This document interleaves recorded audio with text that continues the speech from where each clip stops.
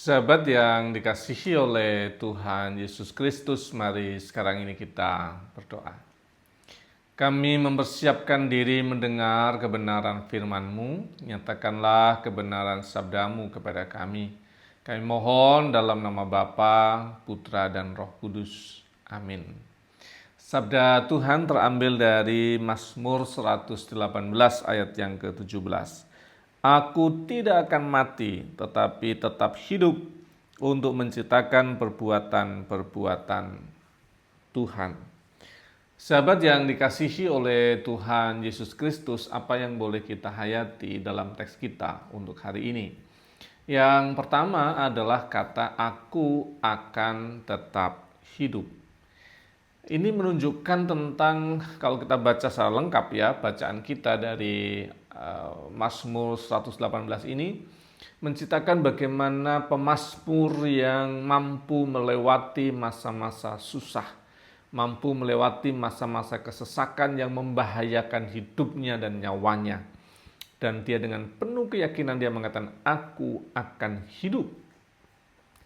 Nah, yang kedua, ini ngomong soal hidup. Kata dalam bahasa aslinya, kata haya, hidup, itu merujuk pada satu peristiwa di mana Tuhan menciptakan manusia. Dengan menghembuskan nafas Tuhan, maka manusia jadi hidup. Haya nafasnya Tuhanlah yang membuat kita hidup.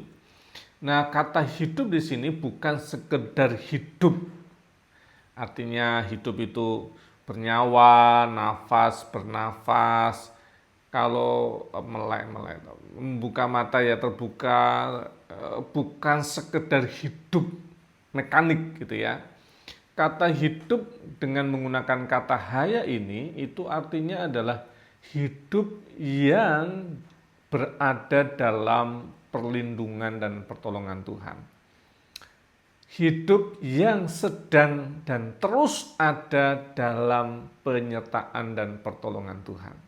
Itu kata penting, kata haya mengandung maksud tidak sekedar hidup, tapi hidup yang ada dalam perlindungan, pertolongan, dan kasih Allah. Kata ini juga mengandung hidup itu artinya punya makna atas hidup. Tidak sekedar hidup, tetapi hidup dalam perlindungan dan pertolongan. Dan itu yang membuat kita bisa memberi makna atas setiap peristiwa. Baik peristiwa yang bagus, peristiwa yang tidak bagus, kondisi yang baik-baik saja, maupun kondisi yang jauh lebih baik gitu ya. Itu semua punya makna dalam cerita. Punya makna dalam relasi kita dengan Tuhan, punya makna dalam upaya Tuhan mendidik kita menjadi semakin dewasa dalam hidup dan iman. Nah, baru kemudian kalau kita punya haya yang seperti itu, maka kita akan mampu pada bagian kedua teks kita mampu menceritakan perbuatan-perbuatan Tuhan. Kata yang dipakai, kata menceritakan itu artinya terus menerus, tidak cuma sekali selesai, tetapi terus menerus. Terus menerus yang dimaksudkan ini bukan menceritakan sesuatu yang berulang-ulang, bukan. Kata terus menerus menceritakan itu artinya kita menemukan banyak pengalaman baru dalam pertolongan Tuhan. Kita menemukan pemaknaan-pemaknaan baru atas hidup dan pengalaman. Sehingga kita selalu punya cerita baru dalam relasi kita dengan Tuhan, sehingga kita mampu bercerita, menyaksikan kemurahan dan pertolongan Tuhan bagi orang lain.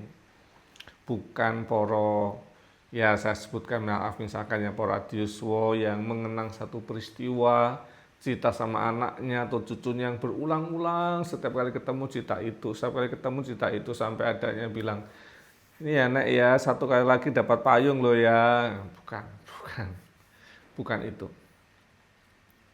Ceritanya selalu berbeda. Pengalaman imannya selalu berbeda. Dan kita punya banyak bahan untuk menceritakan hidup dalam perlindungan, pertolongan, dan bermakna dalam kehidupan kita. Tuhan Yesus memberkati. Amin. Mari kita berdoa. Bapa kami yang di surga, dikuduskanlah namamu, datanglah kerajaanmu, jadilah kehendak-Mu di bumi seperti di surga. Berikanlah kami pada hari ini makanan kami yang secukupnya, dan ampunilah kami akan kesalahan kami, seperti kami juga mengampuni orang yang bersalah pada kami. Dan janganlah membawa kami dalam pencobaan, tapi lepaskanlah kami daripada yang jahat. Karena Engkaulah yang punya kerajaan, dan kuasa dan kemuliaan sampai selama-lamanya. Amin. Kemurahan dan pertolongan Tuhan memberikan perlindungan dalam setiap kehidupan kita dan memberikan makna baru dalam setiap peristiwa yang kita alami. Dalam nama Bapa, Putra, dan Roh Kudus. Amin.